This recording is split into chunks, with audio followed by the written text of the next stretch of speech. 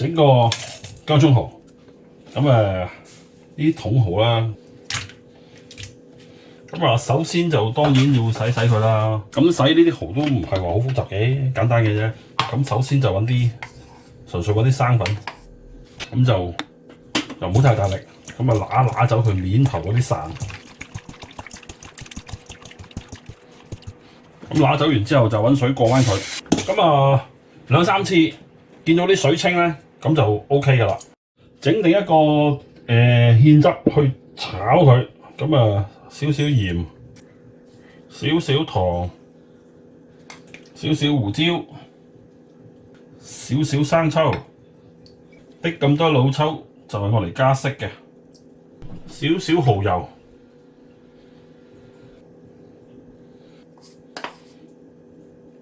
少少生粉，加返少少水落去。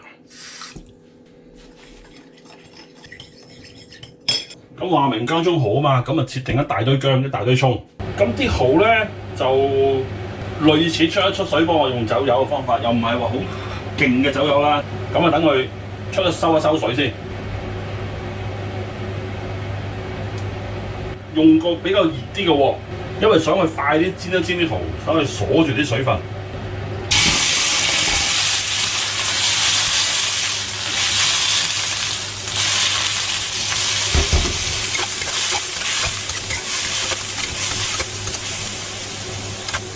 嗱，咁跟住好出水啊，咁出水就熄火。咁啲水咧有用㗎，留翻呢佢啊。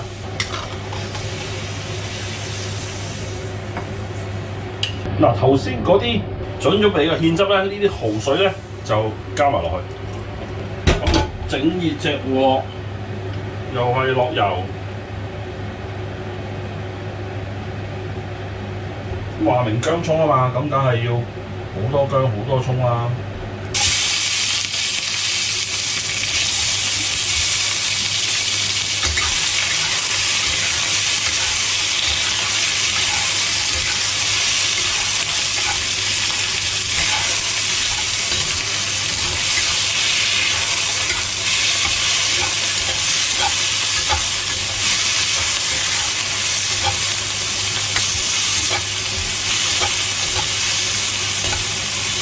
咁跟住咧就可以落呢個芡汁落去，但係唔好一次落晒，落少少睇睇個環境。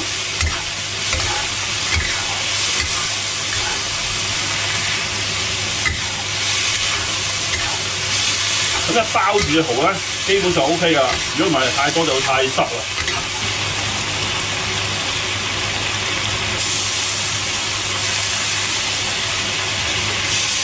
我落少少燒酒，等佢香啲。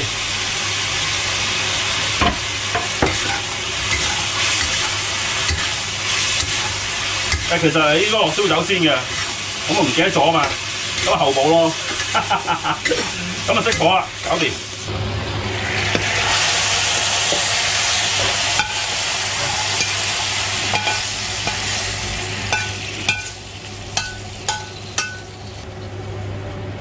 呢個薑葱蠔咧，望落好靚仔啊！咁我就開餐啦，拜拜。